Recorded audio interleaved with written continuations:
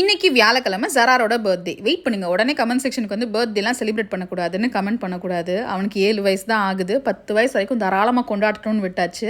ஏன்னா அவனுக்கு ஏன் கொண்டாடக்கூடாதுன்னு புரிஞ்சாதான் அவன் கொண்டாடாமல் இருப்பான். என் பிள்ளைங்களுக்கு எல்லாமே பிடிச்சி புரிஞ்சு பண்ணணும். புரிய வைக்க வேண்டியது என் கடமை. அதை நான் கண்டிப்பாக பண்ணுவேன். காலையிலேயே ப்ரௌனி பண்ணி அவனில் வச்சுட்டு குடமிளகா வச்சு ஆம்லெட் போட போகிறேன் பிரேக்ஃபாஸ்ட்டுக்கு. நார்மலாக நம்ம ஆம்லெட்டுக்கு அடி போல் அந்த மாதிரி அடிச்சுட்டு குடமிளகாவை கட் பண்ணி அதுக்குள்ளே முட்டை ஊற்றி மேலே சீஸு ஆரிகானோலாம் போட்டு ஒரு 5 நிமிஷத்துக்கு அப்புறமா மூடி போட்டு எடுத்தோம்னா சூப்பராக ரெடி ஆயிரும். சாப்பிட்றதுக்கு இந்த குடமிளகாவோட ஆம்லெட் அம்பட்டு ருசியாக இருக்கும். இன்னைக்கு என்னன்னு தெரியல, தம்பிக்காரி எந்திரிச்சு வரவே இல்லை. பயங்கரமான தூக்கம். எழுப்புறதுக்கே மனசு இல்லை. இவன் தூங்குறத பார்த்தா நமக்கு சேர்ந்து தூங்கணும் போல இருக்கு. ஆனால் என்ன பண்ணுறது, மூத்தவனை ஸ்கூலுக்கு அனுப்பணும். லஞ்ச் பாக்ஸுக்கு சிக்கன் பிரியாணி. நம்மளோட பிரியாணி மசாலா மட்டும்தான், வேற எந்த மசாலாவும் போடலை. 65க்கு மசாலா பரட்டி வச்சாச்சு. சீரக சம்பா அரிசியில் சிக்கன் பிரியாணி சூப்பராக ரெடி ஆயிருச்சு. நம்ம 65 மசாலாவும் நல்லா ஊறி வந்துருச்சு. பொரிச்சு எடுத்துடலாம். நம்ம 65 மசாலாவில் எந்த கலர் பொடியும் கிடையாது. கலர் இவ்வளோ தான் வரும். உங்களுக்கு தேவைப்பட்டுச்சுன்னா காஷ்மீரி மிளகாத்தூள் கொஞ்சம் எக்ஸ்ட்ரா சேர்த்துக்கோங்க. இதுதான் ஆனால் கலர். லஞ்ச் பாக்ஸில் பேக் பண்ணிட்டு எனக்கு டெம்ட் ஆயிடுச்சு. நான் ஒரு பிளேட்டில் போட்டு சாப்பிட ஆரம்பிச்சிட்டேன். இன்னைக்கு குக்கிங்கை ப்ரௌனியில் தான் ஸ்டார்ட் பண்ணேன். ஏன்னா ப்ரௌனி ஜராருக்கு ரொம்ப பிடிக்கும். ஒரு 2-3 நாளாவே அம்மா எனக்கு பர்த்டே வருதாமல என் ஃப்ரெண்ட்ஸ் எல்லாம் சாக்லேட் கேட்டாங்கன்னு கேட்டுட்டே இருந்தான். அதனால தான் ஃப்ரெண்ட்ஸோட ஷேர் பண்ணிக்கிடுவான்னு காலையிலே ப்ரௌனி பண்ணியிருந்தேன். அவ்வளோ ஃபஜ்ஜியாக சூப்பராக வந்திருந்தது ப்ரௌனி.